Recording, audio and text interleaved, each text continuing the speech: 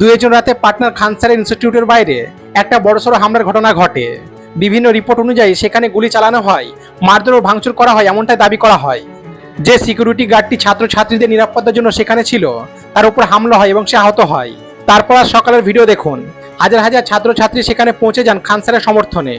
ভাবত যেখানে অনেক কোচিংয়ে লাখ লাখ টাকা খরচ হয় সেখানে তিনি কয়েক হাজার টাকায় পড়ার সুযোগ করে দিয়েছেন। শুধু তাই নয়, গরিব মানুষের জন্য খুব কম খরচে চিকিৎসার ব্যবস্থাও করেছেন।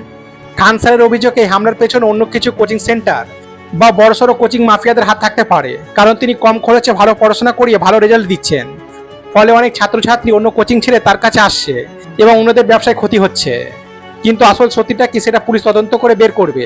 কিন্তু একটা বিষয় ভাবুন, আমাদের দেশে কেউ ভালো কিছু করতে গেলে কিছু মানুষ তার বিরুদ্ধে দাঁড়িয়ে যায়। কেউ মানুষের উপকার করতে চাইলে অনেক সময় তার জীবন পর্যন্ত ঝুঁকির মধ্যে পড়ে যায়।